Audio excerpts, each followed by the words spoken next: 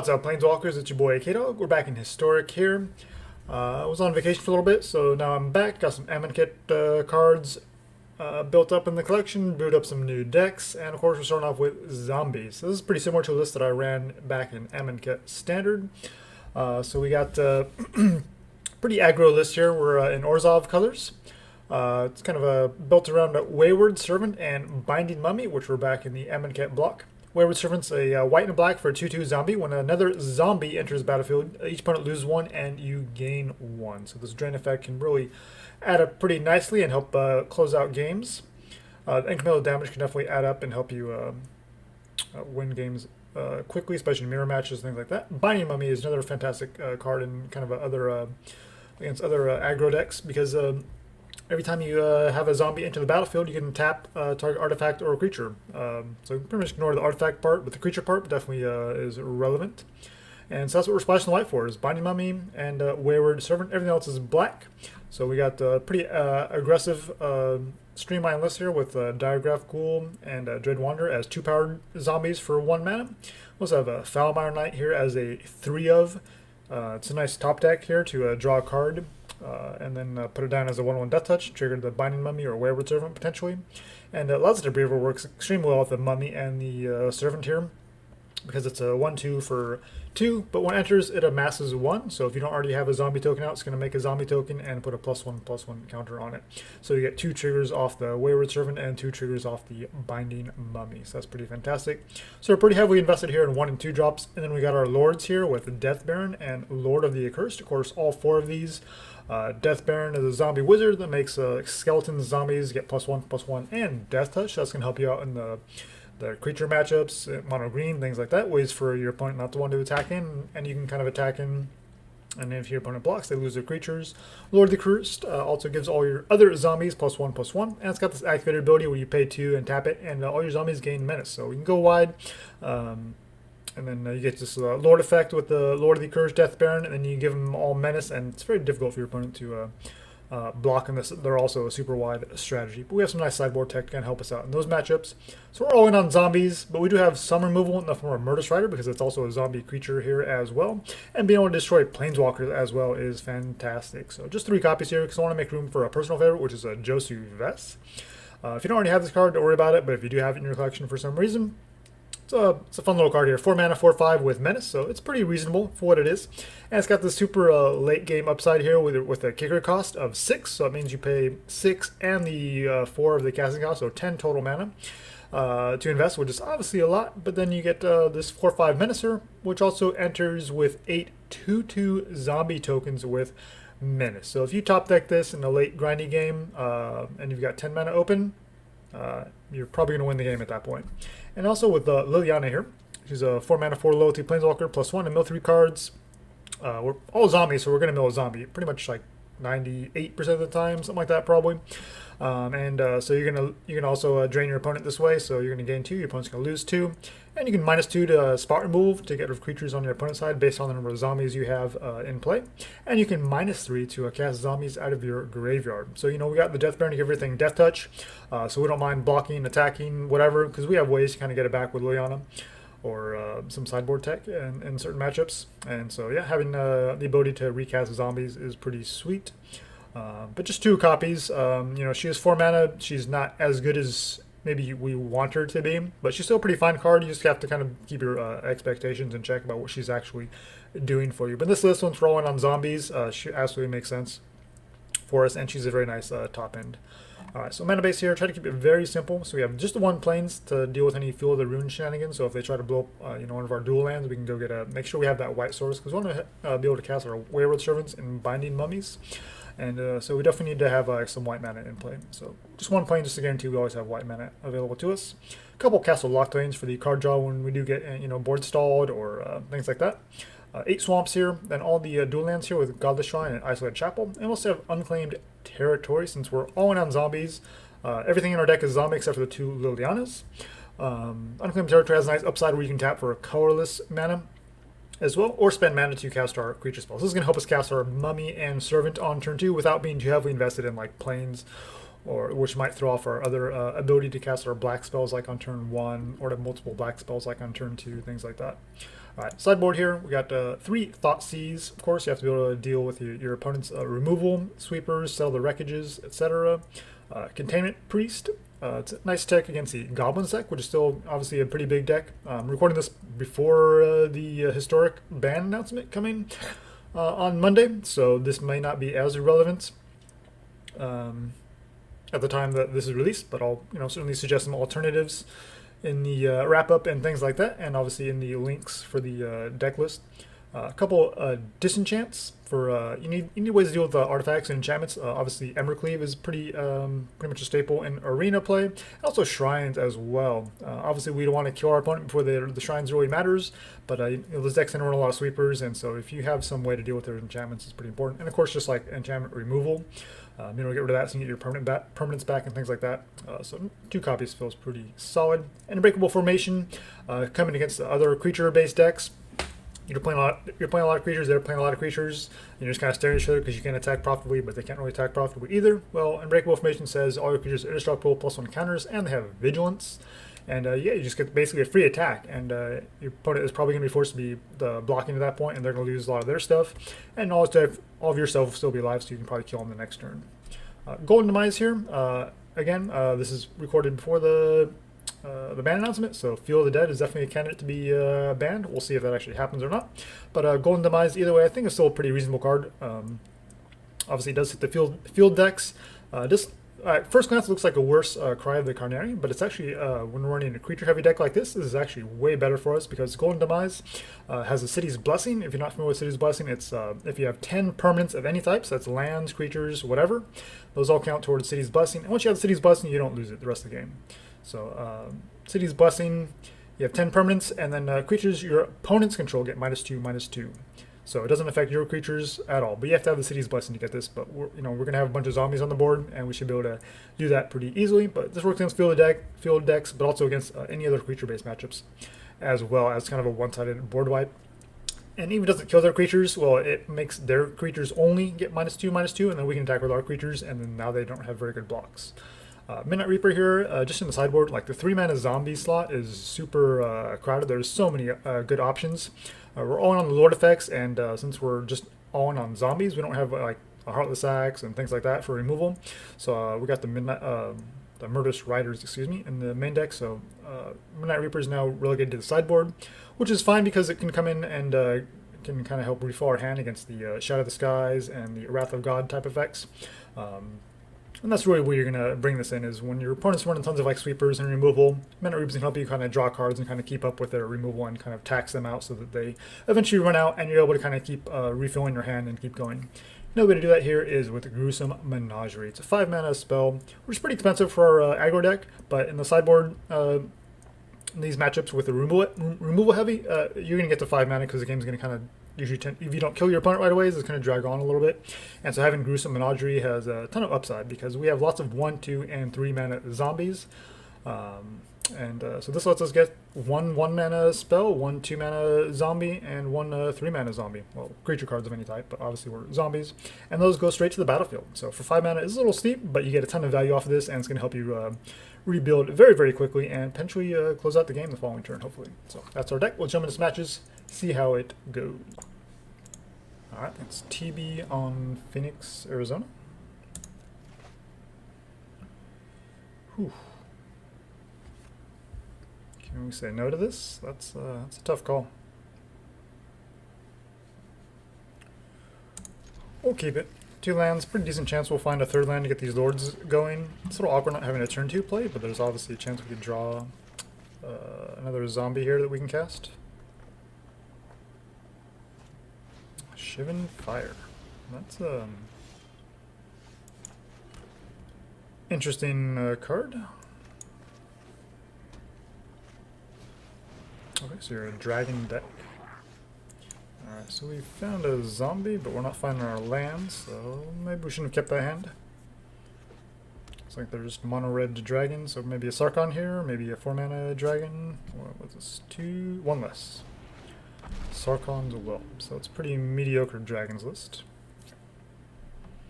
I played around with the mono-red 1 was playing around with one before Amonkhet released, but then I kind of scrapped it to wait and see, you know, Glorybringer and things like that. But yeah, this is definitely not one I had on my list. I think the Servant is fine. It's definitely something that I was running. But the Whelp is just not very good. Same with Shivan Fire. Alright, so we're getting punished for keeping a sketchy hand. You know, we have lots of 1 and 2 drops, so we're still, you know, casting stuff every turn, but obviously without a third land we can't really get our Lord effects going, because that would help maybe put us out of range of some of this target removal. Obviously Lightning Strike still puts in work. And we're just getting beat by this kind of medium mono red dragons list. They're stuck on lands too, so that's kind of buying us a little bit of time. But yeah, things aren't looking too good here. We'll find a third land, we can maybe kill any of their big dragon plays or a Sarkhan or something like that. But unfortunately we just haven't gotten the draws to kind of bail us out, and our opponent's been able to kind of go off a little bit. Alright, we'll just go to game 2. Alright, so kept a sketchy hand, got punished for it. That's fine. Alright, so obviously against Sweeper and removal heavy decks, the Lords aren't as good because you're not going to have as many zombies on the board. So we'll get those Midnight Reapers in, that's what they're there for. Our opponent's kind of a mid-rangey deck, although they have lots of those 2 and 3 mana spells, which I don't really agree with. You want to be more top-heavy and just have just enough kind of low-end to kind of for removal and to kind of reduce your dragon costs. I don't think there have been ways that we cheat in. The only thing is disenchants for maybe that icon, which seems kind of, I don't know about that. Dragon's Horde is just kind of your 3 mana artifact because it's got the card draw and it ramps you, whereas icon doesn't really have that. So very, very interesting list from our opponent. Not how I would run it, but obviously they made it work there in game 1. Yeah, I think we'll just run it like that. So we can Thoughtseize any of our big dragons or planeswalkers. And we got the Midnight Reapers kind of draw cards. I'm assuming they would be running things like Storm's Wrath, but maybe not since they're all in on those some of those other creatures. Okay, it's pretty reasonable. Obviously we can ditch the plains here since we don't have anything, and we already have the Isolated Chapel and nothing white in our hand anyway. Don't think we need to Thoughtseize here on one, or they just get a creature down. And if they have removal, so be it. But yeah, next turn we can Diregraf and Thoughtseize and go from there. Okay, they have the Shivan Fire again. That's nice flavor, but it's not really what I would be doing for this kind of list. Alright, obviously targeting you. Shock. Okay, so they're going to shock our... They have 3 lands. So I think we're going to get rid of that. So if they get stuck on lands, then they're not going to be able to cast these dragons anytime soon. And they can't Jaya's Greeting our creatures to to get the Scry effect and fix their lands. So we'll see if they naturally draw the lands to get to 5 mana, which they very well could. But we have a Midnight Reaper here to kind of help draw some cards for any removal they have. And now we're kind of going wide, so we'll just kind of see what they do here.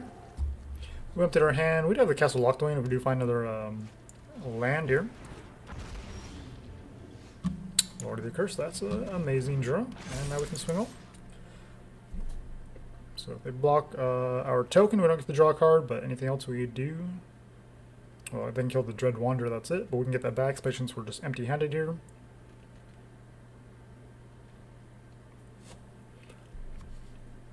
But yeah, running things like this just don't really seem very optimal. Obviously, these are very good dragons to run, even the Demanding Dragon. But I don't know, we'll see. And they choose to take it. Okay, they're all the way down to 6. If they play a Demanding Dragon here, then we just take 5. I mean, we're at 18. Decline. And now they can block 2 things. Could give it Menace, and they could block...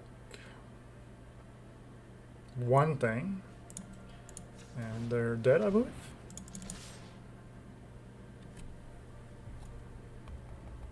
So you block the Midnight Reaper, then you take 2, 4, 7. Yep.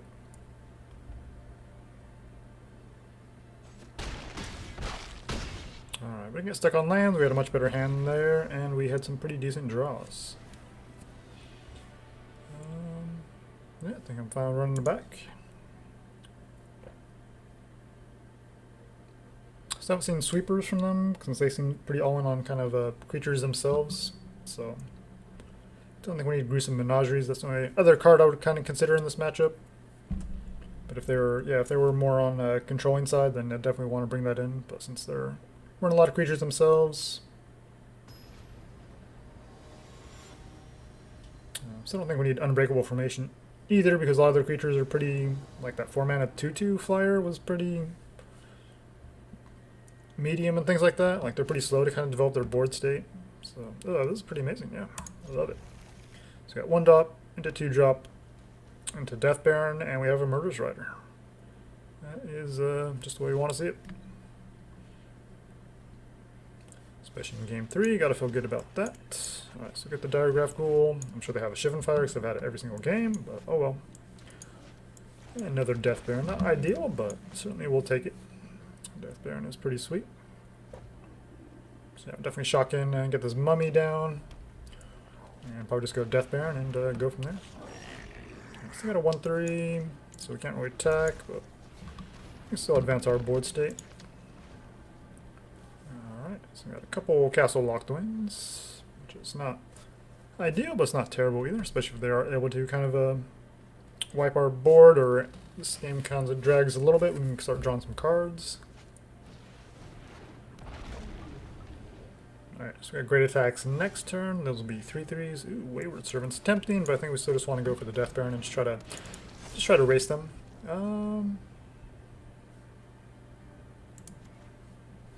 I guess we'll block the 2/2. I probably not going to block anyway. But if they did, it's like, which one do you want to get rid of to have them block with? Probably the Servant, because it reduces the cost. But since they seem to be maybe stuck on 2 lands, they're not going to take that block unless they have to.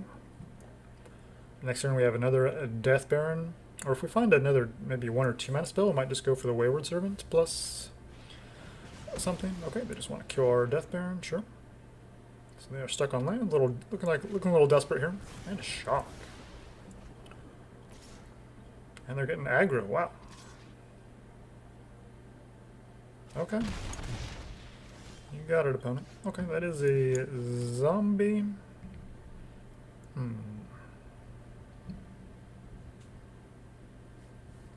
don't think I'm going to do this. So we'll do that and that. And then we can Death Baron next turn. Not too worried about anything they might have here, so I'm not worried about the Murderous Rider. I can play a 4-mana dragon, but the only ones they've shown is that like 2/2 whatever thing, which is pretty medium. But next turn we have Death Baron, and then we can just swing all. And yeah, definitely don't run these. We're running those in my dragon list, but I'm sure they're fun to play around with. Alright, so we got a Death Baron, and we swing for a lot. Could say no blocks and go down to 1, but it's a little dicey. So we'll see what they do.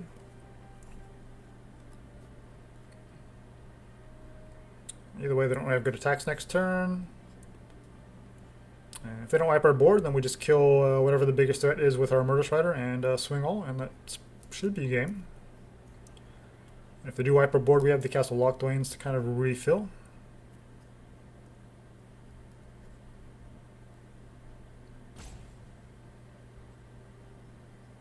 Of course, Wayward Servant, of course, with the drain effect, could also help us win this game.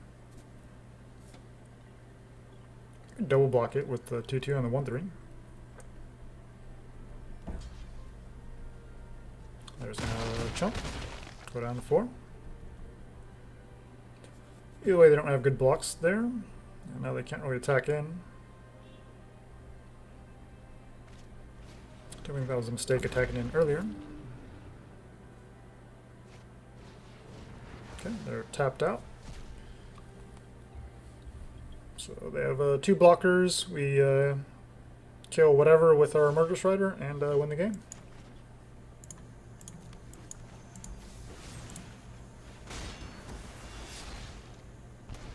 You can block 2 things. Actually, we should play the Rider first. That was a little bit off there. Alright, they take it. So I guess, yeah, they could have... I was still thinking of that Lord of the Accursed last time. But yeah, we got there. Either way, they didn't have good follow-ups. They could have double blocked and left us with 1, like a Diregraf Ghoul, and then they'd be at 2. So we definitely should have played this one first, so just to guarantee the extra drain. But yeah, either way, we were in a pretty commanding spot there. Okay, against VM Campos. You gotta go first. Perfect. 1 land. Man, and going first. I don't think we can keep this. A little tempting there.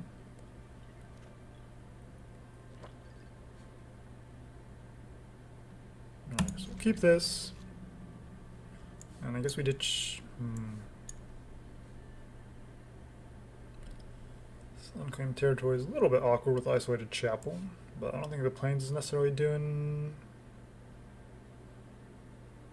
Well, we could Plains... Unclaimed Territory, Plains, and then have a Binding Mummy on 2, I guess, and just hope we draw some black sources. It's not ideal, but I think that's what we're going to go with. So we're going to have Binding Mummy here. We'll get in for 2. Done it with a Swamp and no turn 1 play. Probably just Dread Wanderer here. Kite Sail Freebooter does nothing. So it's probably just a mono black Devotion or something. Could play Lazotep Reaver to tap down multiple things, but then we have 1 creature out in play and we don't even really care about it. Obviously we don't want to lose our Dread Wanderer here, so I think I'd rather just always get 1 creature down, save the Lazotep to maybe tap multiple things down. So I'm pretty sure this is like a mono black aggro list. Okay, Grasp of Darkness. And nothing else.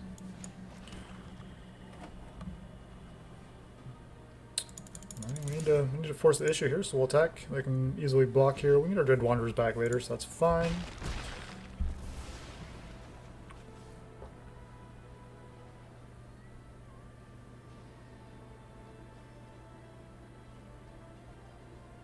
Let's hope for a Lord effect, so let's get the Lazotep Reaver down, and we'll play out the Foulmire.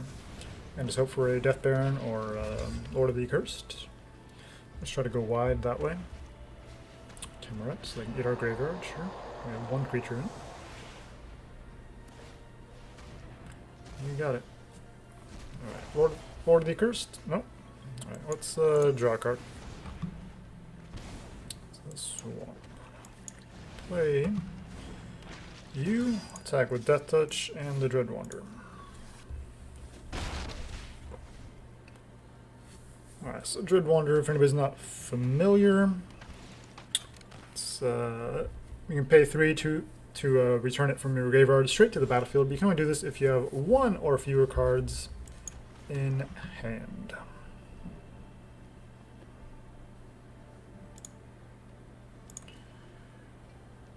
Alright, we'll attack with our Death Touchers. I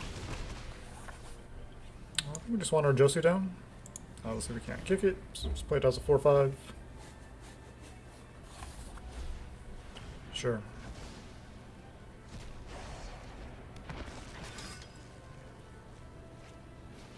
Yep, Grey Merchants. That's it is what it is. Alright, Wayward Servant.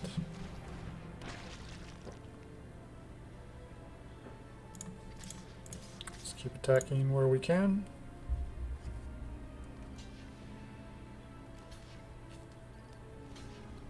They really want to kill our Josu Vess.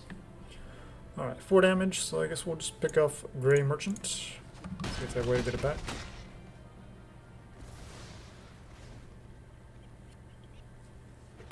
So there's a little bit of devotion here. Underworld Dreams.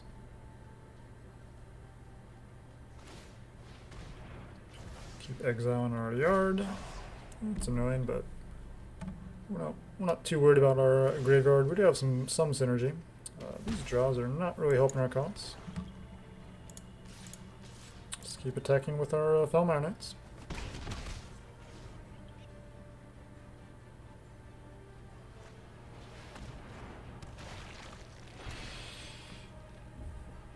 Grey Merchant, hit for 1. Underworld Dreams probably kills us. We have a Death Burn. We'll play it, see what happens.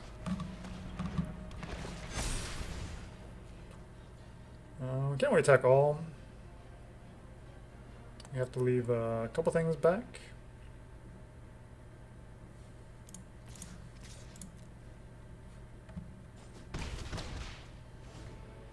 But obviously another Grey Merchant kills us. They played 2 already.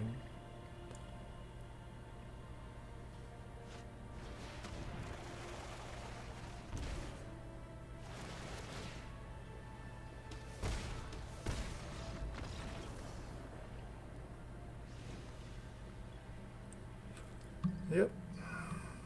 Alright, so Foulmire Knight's gonna come out, bring in Thoughtseize.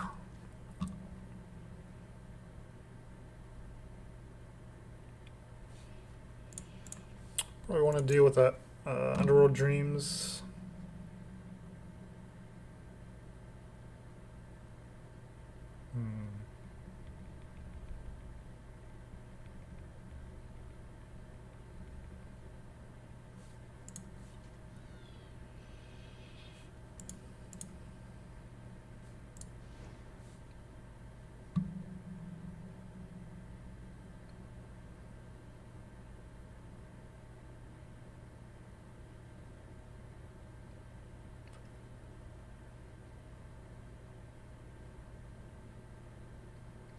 Unbreakable Formation. Maybe?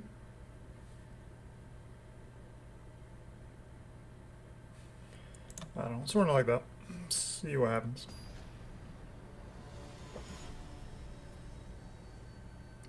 Mono Black Devotion.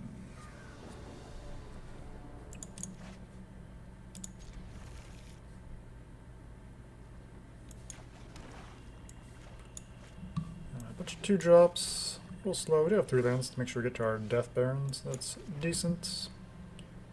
What if we play? They probably kill. We have multiple servants, so we'll play that. It resolves. Not sure what that pause was about.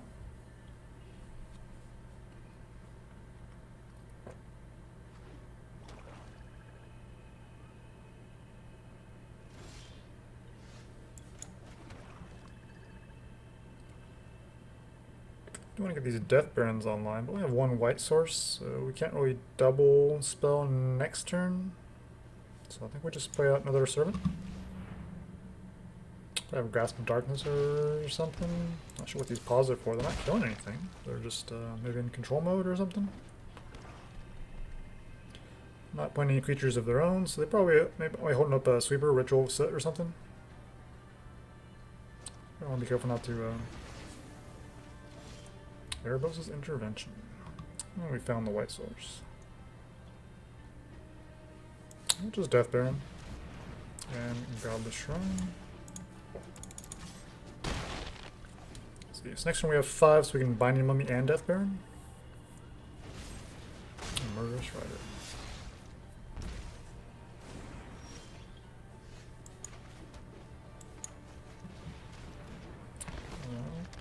Holding on to these creatures, playing around sweepers doesn't really do us any good. We just need to add to the board. If they have it, they have it. So hit them for 3 down to 8. And if they have a sweeper, then we'll probably just lose. We have no cards in hand.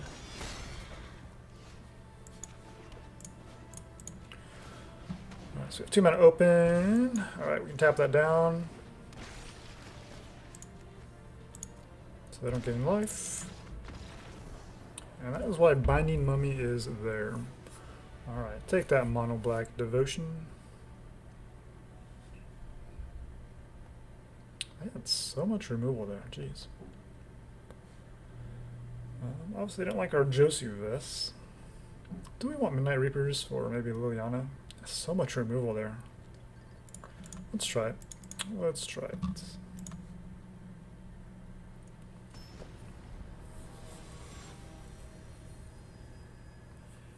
Especially with Timorets and Erebos Intervention killing our graveyard. Liliana's probably just not going to cut it here.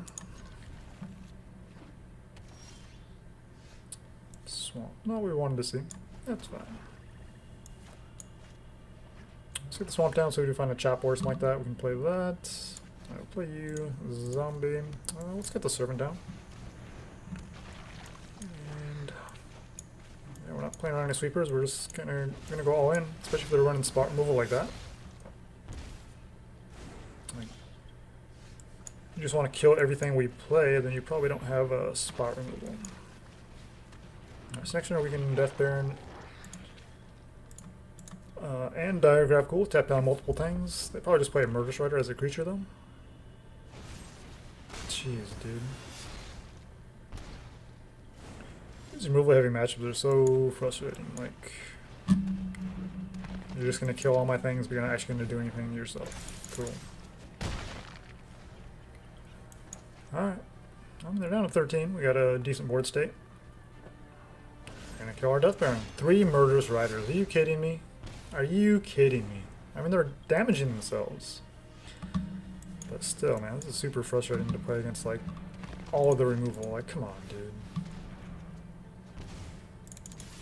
I mean, I get it. What's in competitive Magic, but it's just frustrating. Like, just fair Magic is just so much fun when you do your thing, I do my thing, but you just, like, kill all the things. It's not very fun. So we can tap down one thing. So they're effectively at 9 here.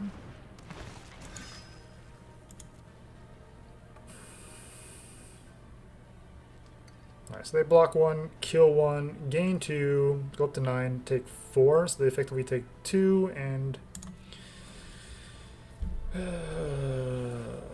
kill one of our things. So we need like a Lazotep Reaver or something off the top. We can draw with Castle Locthwain. But then we only have 1 mana open. We have a Josu. Alright, we'll tap down one of the things. We're gonna swing all in with our Midnight Reaper, try to draw some cards.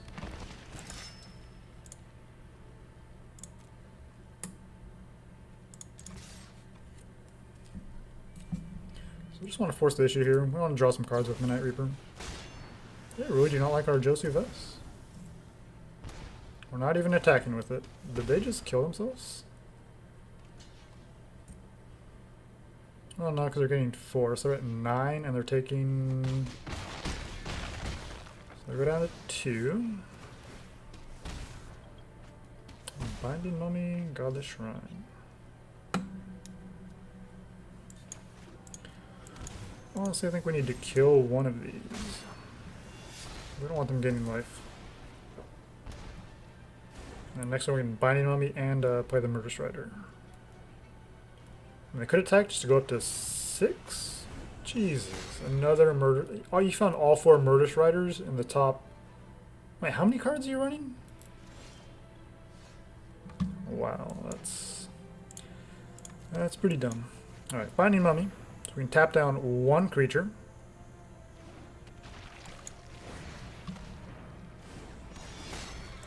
That's so dumb.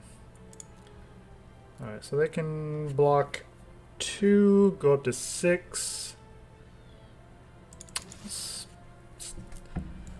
gotta force the issue here. We need to draw some cards, so... We'll get her 1 Murderous Rider. Now we got 3 mana open, we're gonna draw a couple cards here. Diregraf Ghoul. Thoughtseize. Alright, let's actually... Let's Thoughtseize. See what they have. Hope it's not a gray. I mean, they have 5 mana, so they probably would have played it. Nice. That's so cheesy. Man.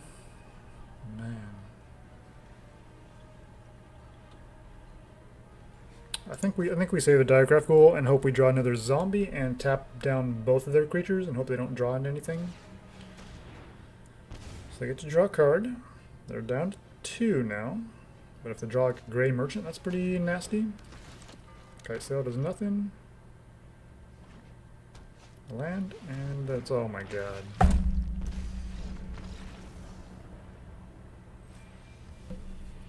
Does not feel good to lose the Gray Merchant. It's like you just played a bunch of black spells, you had a bunch of permanents on the battlefield with Devotion, and then you dropped a Gray Merchant. It's not anything impressive.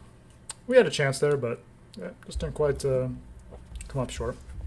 Obviously, Binding Money is pretty fantastic to kind of use as removal, but then sometimes you actually need the removal, so that is a bit of a weakness. But I still enjoy playing this way. I'm gonna wrap it up there. So we had a pretty good shot against obviously a very strong historic deck, proven mono black Devotion. Also, we got them game 1. They got us game 2 with that. Well, we'll just say Peer into the Abyss combo. Don't enjoy it. Like, it's just not really impressive, honestly. But all right. So historic zombies. Liliana obviously got kind of a bad rap, but I think she's a pretty solid card. Didn't really make an appearance there, so we don't really get to showcase her. But still think she's worth running. If she's a mythic though, so if you don't have her, maybe you haven't been playing since M19, or you just whatever reason don't have her in your collection, you could definitely take her out. Maybe add some more Murderous Riders, things like that. Josu Vess also as a rare, probably not worth a wild card if you don't already have it. Could also maybe consider Liliana Waker of the Dead just to force your opponent to discard, because obviously you saw that we were able to empty our hand pretty quickly, as you should expect for like an aggro list. So we're not necessarily going to have things in our hand. So you can maybe look at Waker of the Dead if that's something you have in your collection to replace this Liliana. Because you don't have her, it's probably not worth crafting unless you really love zombies and you like historic. Then you definitely look at that. Otherwise, some other cards to consider would be like Icon of Ancestry or Heraldic Banner. Not really too big on Icon personally, but that's why I'm running things like Gruesome Menagerie. I think it's just a little bit better to get 3 creatures out and kind of a one-time shot instead of trying to spend 3 mana just to draw into a creature and then hopefully cast it the following turn or something like that. I mean, Banner pumps up all of our zombies, but we'd have some like Binding Mummies, which wouldn't get the effect because you have to choose, black, obviously. So that wouldn't pump up yours because you have to choose a color, and only creatures of the chosen color get that power boost. But it's something to consider, especially if it's as an uncommon. So if you're more on a budget and you don't necessarily have some of these cards, you definitely look at that. Vanquisher's Banner is a rare, and 5 mana I think is just not really worth it. We don't have ramp like elves and things like that, so it's just not really worth it for me. It's a good commander card. It's a good if you have a ramp like the elf deck has tons of ramp that already synergizes with what it's trying to do. So Icon of Ancestry. It pumps all of your creatures of the chosen type +1, and then you spend 3 to look at the top 3 cards of your library to reveal a creature card. Since we have so many zombies, you're pretty much guaranteed to get a zombie off of this. Of your top 3 cards, you're almost always going to get a zombie, so that's certainly fine. But generally speaking, I feel like it's just not quite as good as you want it to be. Obviously, in some removal heavy matchups, it can certainly be nice. But like I said, I like the upside of the Gruesome Menagerie, just to get 3 creatures out onto the field as a one shot. But certainly, Icon of Ancestry is certainly worth considering because it does help you out to really tax your opponent's removal. If they just kill every single thing, you can keep kind of digging to draw. It is a little expensive at 3, but we have lots of 1 and 2 mana zombies, so it certainly is a reasonable consideration. Just not really something I'm a huge fan of personally, but obviously we're invested enough in zombies where it's definitely a consideration. If you like this card, if you have this card, and you don't have some other cards, obviously feel free to put it in. Another card like Gruesome Menagerie, doesn't see a ton of play because it is pretty expensive at 5, especially if you want this in like aggro style lists. But I think it's fine because in the sideboard, because games against removal heavy matchups tend to kind of drag on, and so you're going to get to 5 mana. But another card to consider would be I didn't really type it enough there. Call of the Death Dweller. It's an uncommon, so it's a lot more budget friendly, and it serves a similar function. You return up to 2 target creature cards with mana cost 3 or less from your graveyard to the battlefield. So you can get like a 1 and a 2 drop for this, and you put death touch and menace counters on those creatures. So that's pretty reasonable, and certainly more versatile against like creature matchups, like maybe against that mono black devotionalist. It might have been more reasonable to side this in, but I think just having the Death Baron and even like the Lord of the Curse with the menace and things like that are already pretty much do what this card is trying to do. But obviously, it is certainly something you could consider as well, especially as an uncommon. It's much more budget friendly than like a Gruesome Menagerie, which doesn't really see a whole lot of play. So those are the only real options, alternatives you can maybe look at that I had thought of. Yeah, Containment Priest. We'll kind of wait and see what those bans are. To maybe this card doesn't really have to be in the sideboard anymore. You can maybe just bring in some more spot removal, because sometimes having that targeted removal is really fantastic.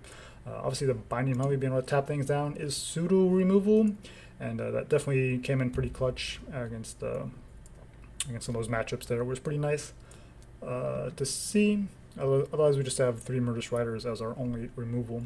But then with Death Touch from Death Baron and Lord of the Curse giving things Menace, that also kind of acts as a little bit of removal in a sense. And same thing here with Liliana. So it's a little bit deceptive, our lack of removal. We do have other ways around that. And even like Death Touch from like Foulmire Knight. So yeah, zombies is a pretty fun list. There's definitely lots of different ways you could go with zombies. There's lots of zombies that do different things. Jumpstart gave us a ton of zombies, and now Amonkhet obviously gave us some pretty good zombies, like Lord of the Accursed in particular, and Dread Wanderer as well. But yeah, there's definitely, so if you're building zombies, you have to be kind of be careful to actually make sure that what you're playing around with actually synergizes what you actually want to do. You want to make sure that it actually makes sense, because there's lots of different ways you can go. So not all zombies go in all zombie decks. But this is a list that I ran in Amonkhet and had a lot of fun with it. It was my F&M deck. And had a lot of fun with it. It did well for me. It didn't like win me all the time, but it's not really the point. Let's try to have fun. But I think it's strong enough to run in ranked play. And yeah, so if you guys have any other suggestions or ideas, let me know. Otherwise, you can expect to see more zombie decks. We'll definitely exploring some of those other strategies going forward. So thanks for watching, guys, and until next time, make sure you jank with a purpose.